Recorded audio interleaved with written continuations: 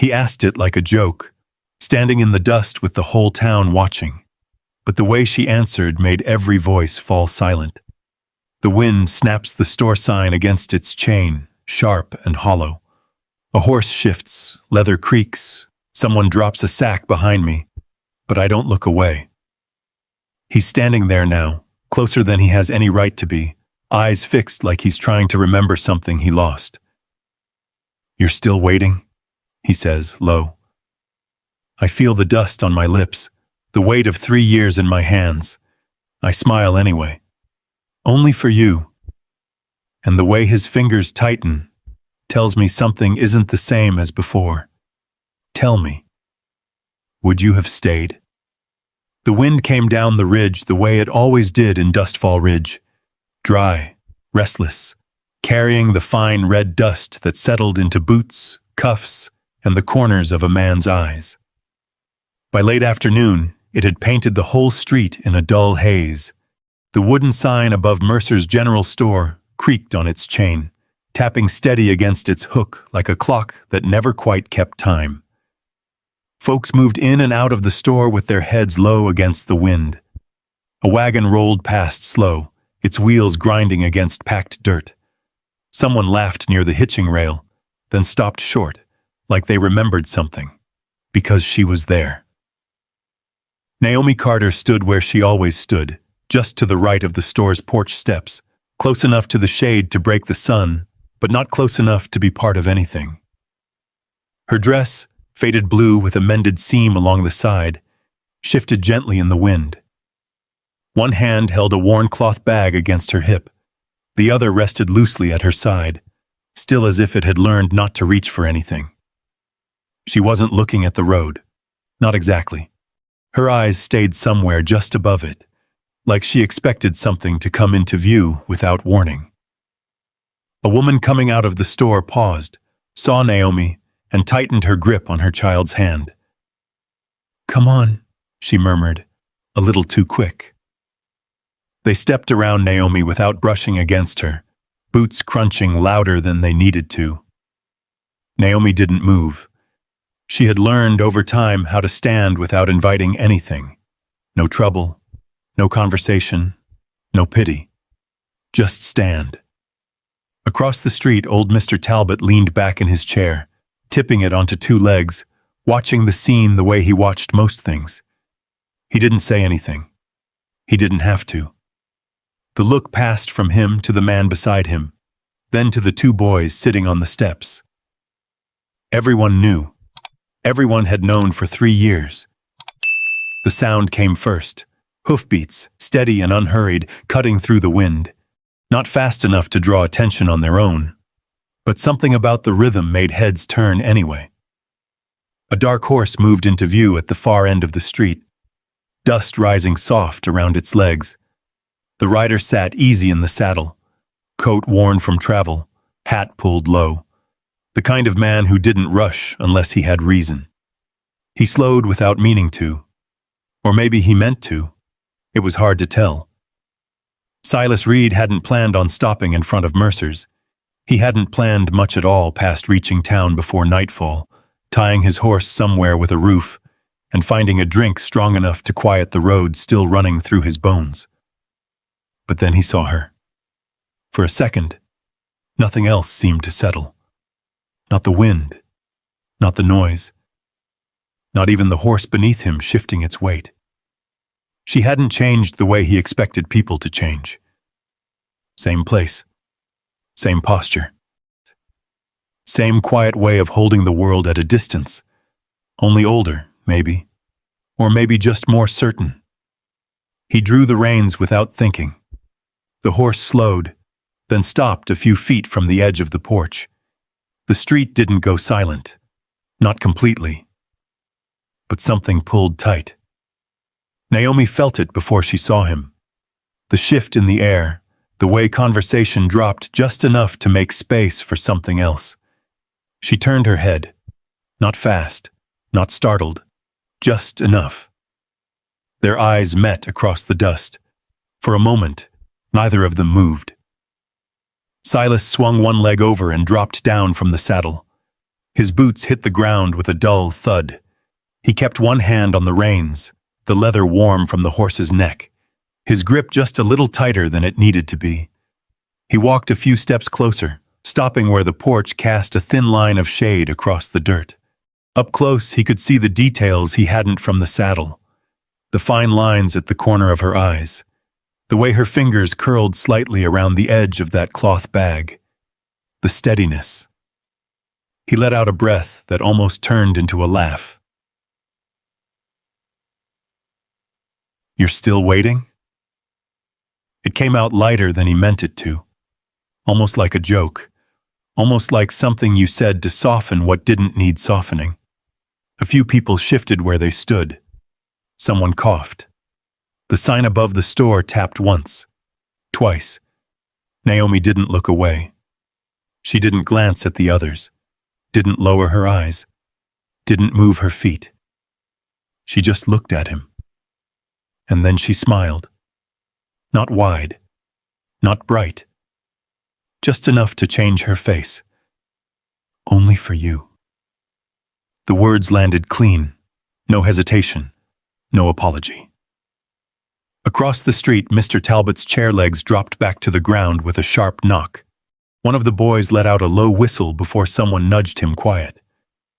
Silas didn't answer. For a second, he looked like he might. His mouth shifted, just barely. But whatever thought had come up didn't make it out. He glanced past her, toward the store, toward the road, toward anything that wasn't the space between them. His hand tightened on the reins. The horse tossed its head once, the bit jingling soft. Naomi adjusted the cloth bag against her hip. A small movement, something to do with her hands.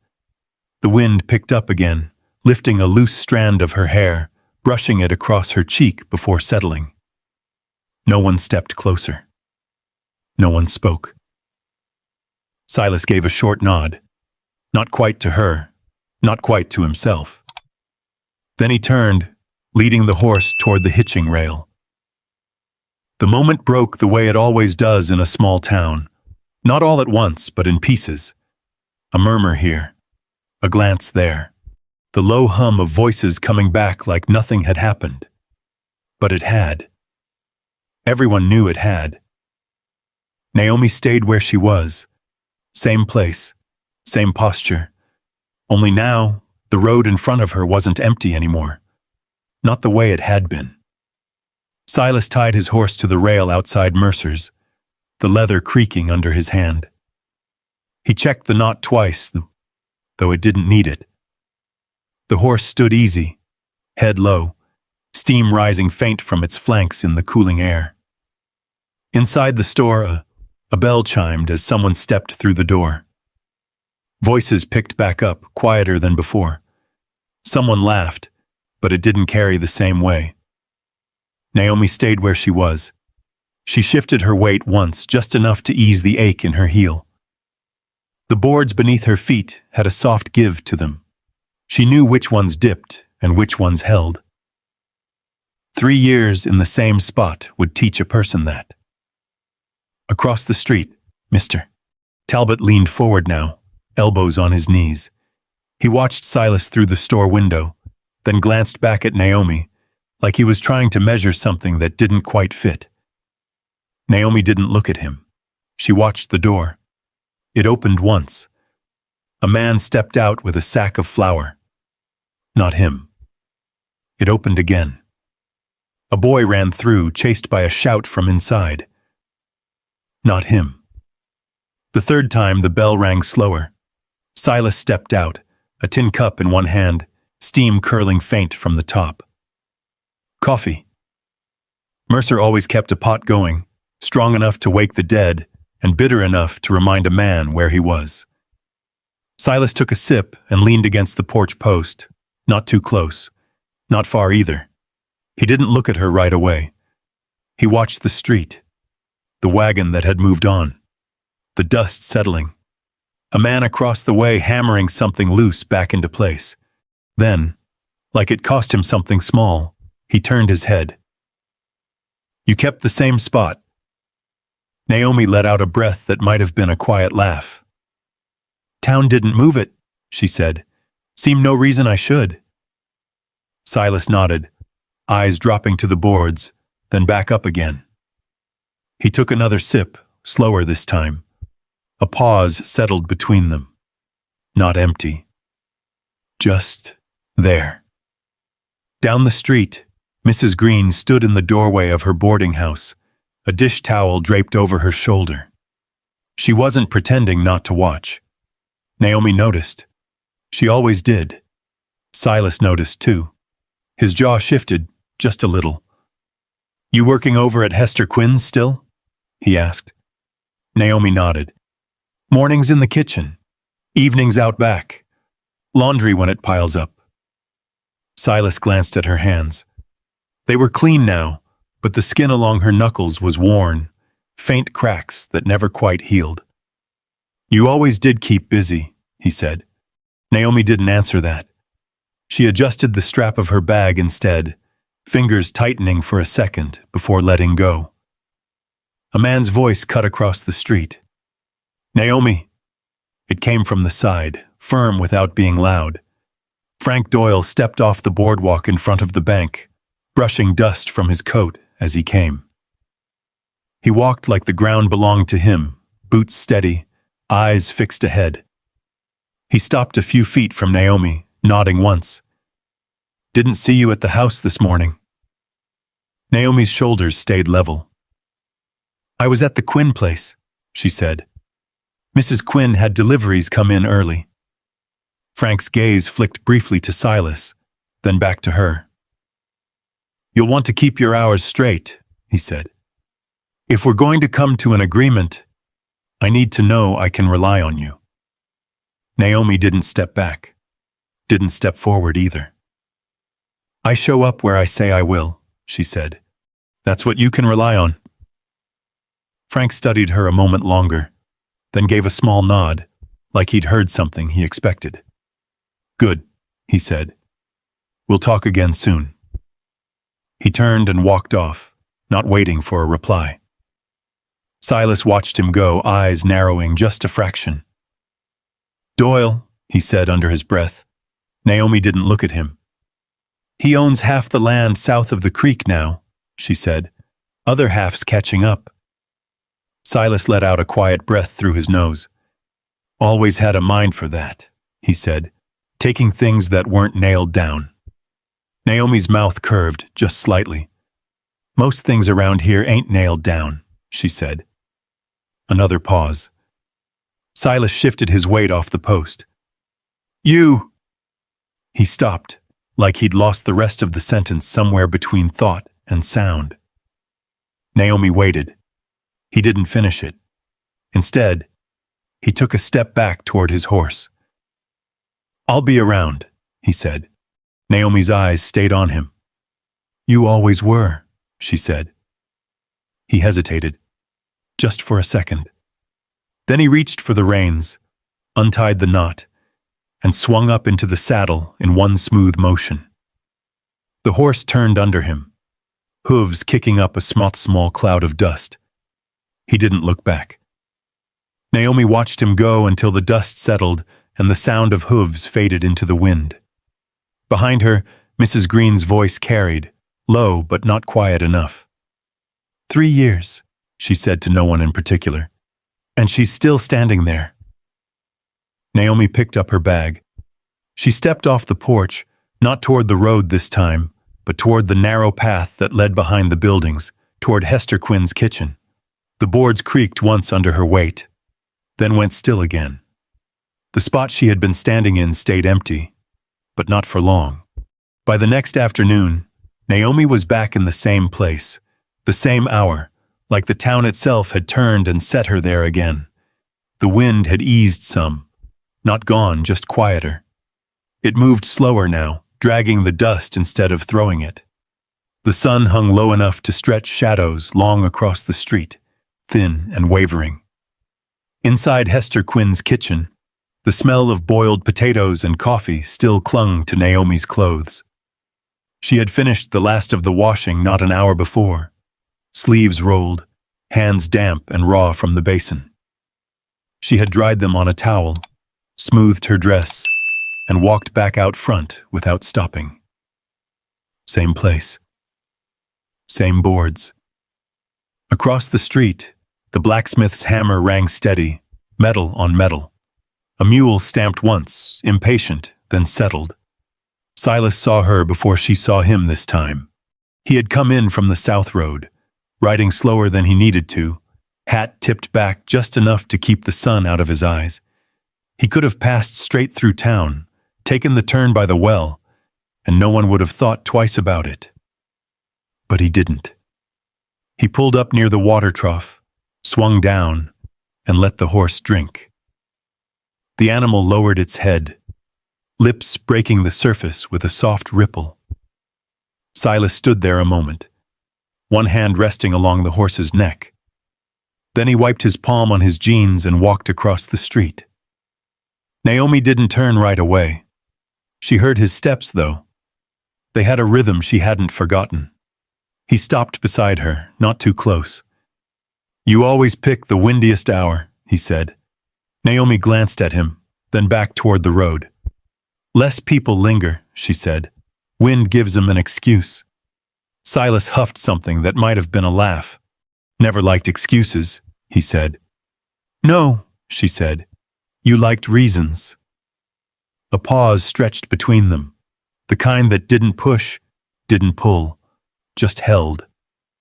Silas shifted his weight, eyes moving over the street, the store, the ridge beyond. "You could have married someone else," he said, like he was mentioning the weather. Naomi didn't answer right away. She watched a boy chase a loose chicken across the far end of the street, his boots slipping in the dust, arms wide. "I could have," she said finally. Silas waited. She looked at him then. "I didn't." The words didn't rise. They settled. Silas's jaw tightened just a touch. He nodded once like he'd expected that answer, and didn't know what to do with it now that he had it. A wagon rolled past behind them, the driver tipping his hat without slowing. Naomi shifted her stance to let the wheel pass, her shoulder brushing the porch post. Silas noticed. He stepped back half a pace, giving her space without making a thing of it. "You still working both shifts?" he asked. "Most days. That kitchen gets hot." "So does the sun," she said. He looked down at her hands again, cleaner now than yesterday, but the same wear sat there under the skin. "You ever take a day?" he asked. Naomi shook her head once. "Days don't stop for me," she said. Silas looked like he might say something else. Instead, he nodded again, slower this time. From down the street, Frank Doyle's voice carried, sharp enough to turn heads. "Naomi!" She didn't turn. Silas did. Frank crossed the road with the same steady pace as before, coat clean, boots polished enough to catch the light. He stopped closer this time, close enough that Naomi had to angle her shoulder slightly to face him.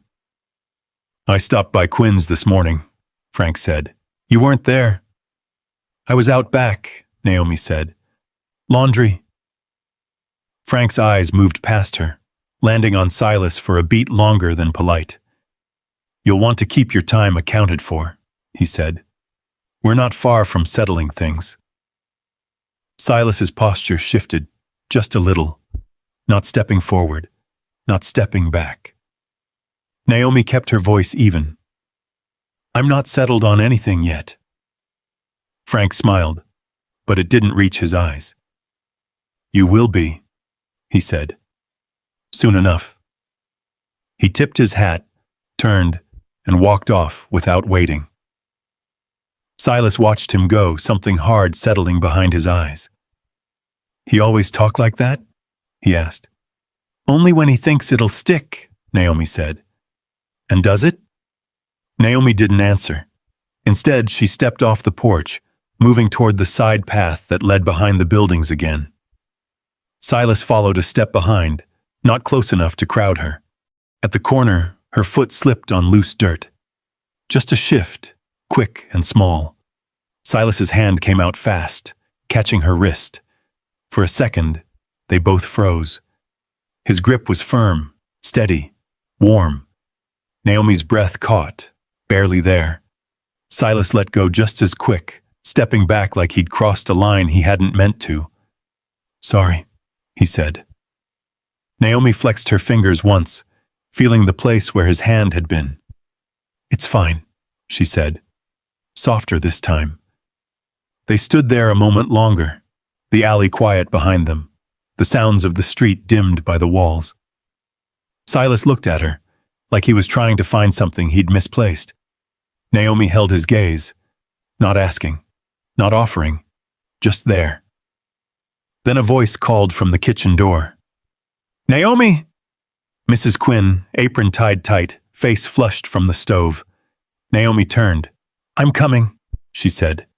She stepped past Silas without brushing him this time, moving back toward the doorway, the work, the life she had built in the space he'd left behind.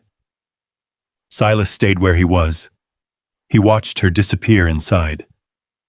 The door swung shut behind her with a soft thud. He stood there a while longer than he needed to. Then he turned, walking back out into the street, dust rising under his boots. Across the way, Mr. Talbot tipped his chair again, watching him go. This time he shook his head, not in disapproval, just knowing. Old Mr. Talbot leaned back again, the chair creaking under him, eyes following Silas until the man disappeared past the far end of the street. Then he spat lightly into the dust and muttered something to himself that no one else caught. The town moved on. It always did. But the air held something now. Not loud, not sharp, just there, like the quiet before a storm that might or might not come. 3 days passed. The wind shifted colder, coming down from the higher ground. Folks pulled their coats tighter. The mornings started with frost clinging to the edges of troughs and fence rails. And Naomi kept her hours. Kitchen before sunrise. Laundry before noon. A short rest when the light turned thin. Then back out front. Same place, same boards, same stretch of road. Silas stayed in town. That was new. He took small jobs, fixing a loose gate behind Mercer's, patching a section of roof at the livery. Work that paid just enough to keep Amon fed and give him reason to stay. He crossed her path more than once. Never planned. Not exactly. Once at the well, where the pump handle stuck halfway down and needed a second push to bring water up. Naomi worked it steady, both hands on the iron, her weight shifting with the motion. Silas stepped up beside her without asking, pressed the handle down the rest of the way. The water came up in a rush, spilling into the bucket. She didn't thank him. He didn't wait for it. Another time outside Quinn's, late evening. The sky already dark, lantern light spilling out from the kitchen window. Naomi stepped out with a crate of empty jars. Her foot caught the edge of the step. Just a little. Silas was there again, always just in time, never long enough. He steadied the crate this time, not her. "Careful," he said. "I am," she answered. Their hands brushed against the wood between them. Neither pulled away right off. Then they did. It went on like that. Small moments, half-finished sentences, looks that lasted a breath too long, and always that space between them. Then came the market day. Dustfall Ridge filled up from the outer farms. Wagons lined the road. Horses tied too deep along the rails. The smell of fresh bread, leather, and hay mixed in the air. Voices rose louder. Laughter carried further. Naomi stood near the edge of the square, a basket of folded linens at her feet. Work for trade. Eggs, maybe. A bit of flour if she was lucky. Mrs. Quinn had sent her with a list, written in a careful hand on a scrap of paper tucked into Naomi's sleeve. Silas was already there, leaning against the post outside the feed store, hat low, watching the crowd move like he didn't belong to it, but wasn't leaving either. He saw her, straightened a little. didn't move. Not yet. Frank Doyle did. He stepped into the open space near the center of the square, drawing attention without raising his voice. People turned because they knew he expected them to. "Naomi?" he called. Conversations dipped, not stopped, just lowered enough to listen. Naomi didn't step back this time. She lifted the basket once, set it down again, and walked toward him slow, steady. "What is it?" she asked. Frank gave a small smile, the kind that looked practiced. "We've talked this over," he said, "more than once. No sense stretching it out any longer." Naomi said nothing. Frank reached into his coat and pulled out a folded paper. Not fresh, edges worn, like it had been handled before. "A fair arrangement," he went on. "Room, board, stability. You sign, you move into the house by the end of the week. We make it proper after that." A murmur moved through the crowd. Silas pushed off the post, took one step forward, then stopped. Naomi looked at the paper. Didn't take it. Her eyes lifted, slow, past Frank, to Silas. He stood there, not 10 yards away, close enough to hear every word, close enough to step in. He didn't, not yet. Something shifted in her face. Not anger, not hurt. Something quieter, clearer. Frank held the paper out again. "Naomi," he said, firmer now. "It's time." The wind caught the edge of the paper, lifting it slightly, the dry sound of it snapping once in the air. No one spoke. Naomi took a step closer, not to the paper, to the line between them all. Her voice didn't rise. It didn't need to. "I stopped waiting the day you came back." The words moved through the space, steady as breath. A few heads turned. Someone shifted their weight. A wagon creaked behind them. Naomi didn't look away from Silas. "But I never stopped hoping you'd choose me." Silas's hand tightened at his side. The world narrowed, just a little. Frank frowned, like he hadn't heard right. Naomi didn't give him time to ask. She stepped back, turned, and walked out of the square. No hurry, no stumble. Just gone. The crowd stayed quiet for a moment longer than it should have. Then the noise came back all at once. Louder, sharper, like something had broken loose. Frank lowered the paper slowly, jaw set. Silas didn't move, not right away. He stood there, watching the space where she had been, like he could still see her shape in the dust. Then he turned. Not toward her, not toward anyone, just away. The sun dipped lower, casting long shadows across the square, and somewhere beyond the last row of buildings, Naomi kept walking. The road behind the boarding house curved past a narrow stretch of scrub grass and a broken fence that had never been fixed right. Naomi followed it without slowing, her steps steady, the basket still in her hands, though she no longer remembered picking it up. The noise of the market faded. Voices turned to echoes. Then to nothing. By the time she reached the small rise behind Quinn's place, the wind had come back, colder now. It pressed against her dress, tugged at her sleeves, lifted dust around her boots. She stopped there, not because she meant to, just because the ground rose and her breath needed a moment. She set the basket down beside her. The cloth inside shifted, soft against itself. A loose corner of linen slipped over the edge. Naomi didn't fix it. She stood there looking out over the dry stretch of land beyond town. The fence line ran uneven, posts leaning in places where the earth had softened. Beyond that, the hills lifted slow and quiet under the evening light. No one followed. She had not expected anyone to. Back in the square, the crowd had already broken apart. The story would travel, but it would change shape as it moved. It always did. Naomi pressed her hands together once, then let them fall. You said it, she murmured, almost to herself. The wind carried the words away before they settled. Behind her, boots hit dirt, not fast, not running, just coming. She didn't turn. Silas stopped a few feet away, close enough to hear her breathing, far enough not to crowd it. For a long moment he didn't speak. The sound of the wind filled the space between them. Somewhere far off, a horse snorted, the faint clink of a bit carrying through the air. Silas ran a hand over the back of his neck, then dropped it. I sent word, he said.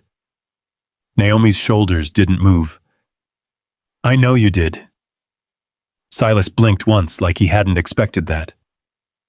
I wrote, he went on, twice, maybe 3 times. Told you where I was headed. Told you I'd be back before winter broke.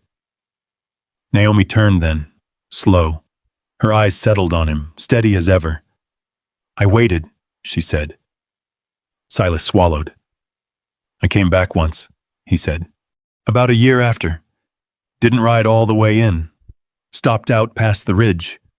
Figured, he shook his head once. Figured if you hadn't answered, you'd moved on. Naomi's gaze didn't shift. I didn't answer, she said, because nothing came. Silas looked at her, something sharp crossing his face. I handed those letters to the stage driver myself. Naomi tilted her head just slightly. Which one? Silas frowned. Does it matter? It does, she said. Silas's eyes narrowed, thinking back. Name was Carter, he said. Tall man. Left side of his hat always dipped. Naomi let out a breath that almost sounded like a laugh, but there wasn't much humor in it. He stopped coming through about 2 years back, she said. Said he got a better route south. Folks said he got paid to take it. Silas went still. The pieces settled. Not loud, not sudden, just into place. Frank, he said, quiet. Naomi didn't answer. She didn't need to. Silas looked back toward town, jaw tightening. I should have come straight in, he said. Should have asked. Should have. You didn't, Naomi said. He nodded once. No, he said. I didn't. The wind shifted again, colder now as the sun dropped further behind the hills. Silas stepped closer. Not much. Just enough that he didn't have to raise his voice. I thought I was giving you a way out, he said. If you didn't answer, I figured you'd chosen something else, something better than waiting on a man who wasn't there. Naomi held his gaze. I didn't need a way out, she said. I needed the truth. Silas let that sit. Then he nodded again. Slower this time. Yeah, he said. You did. A long silence followed. Not empty. Full. Silas drew in a breath, then let it go. Doyle's got papers, he said. I saw the fold on that sheet. Not just a work agreement, something more binding. Naomi glanced down at her hands, then back up. He's been working on it, she said. Weeks now. Silas's jaw set. And you? Naomi looked back towards a town. The rooftops caught the last of the light, windows glowing faint where lanterns had been lit early. I was going to sign, she said. Silas's head snapped back to her. Why? Naomi didn't look at him. Because I don't wait anymore, she said. And standing still starts to look like the same thing after a while. Silas took another step forward. Then don't sign it, he said. Naomi turned back to him. On what? She asked. A promise that didn't make it past the ridge? Silas didn't flinch. No, he said. He reached out then, not for her hand, but for the edge of the basket she'd set down. He lifted it, set it aside more firmly on the ground, like he was clearing space for something that mattered. Then he looked at her, straight on. She's not waiting anymore, he said, voice steady. Naomi's breath caught, just barely. She's choosing, he went on, a beat. And I'm the one asking. The wind dropped for a second, like the whole ridge had paused to hear it. Silas held her gaze. This time, he said, quieter now, I'm not leaving. Naomi didn't answer right away. Her eyes moved over his face, searching. Not for the words, for what sat behind them. Silas didn't look away. He didn't fill the silence. He just stood there. Finally, Naomi let out a breath she hadn't realized she was holding. She glanced once toward the town, toward the road she had stood on for 3 years, then back to him. The corner of her mouth lifted, just a little. You took your time, she said. Silas gave the smallest nod. I did. Another pause. Then Naomi bent, picked up the basket, and turned toward the path back down. She didn't walk past him. She stopped beside him, close enough that their shoulders nearly touched. Silas let out a breath, something in his chest easing for the first time since he'd ridden back into town. He stepped with her. Not ahead. Not behind. Beside, the light faded slow as they walked back toward Dustfall Ridge, the first lanterns coming on one by one. And for the first time in a long while, neither of them was standing still. If you've ever held on to something that long, you know it doesn't feel like waiting after a while. It starts to feel like part of you, like a quiet promise you carry, even when no one else believes it's still there. And maybe you've wondered, just once, what you'd do if that promise finally showed up again. Late, worn, and asking for a place beside you. Naomi didn't ask for grand words. She didn't ask for proof written on paper. She listened to what wasn't said, watched what didn't turn away, and chose for herself and Silas. He learned that leaving isn't always the hardest thing a man can do. Sometimes it's staying. Sometimes it's standing in front of someone you once lost and not stepping back this time. There's something quiet about that kind of love. It doesn't shout. It doesn't rush. It just stands there, steady, until both people are ready to move. If this story found you tonight, I'd like to know where you're listening from. And if you're the kind of person who believes some roads are worth walking twice, there are more stories waiting for you here, just like this one.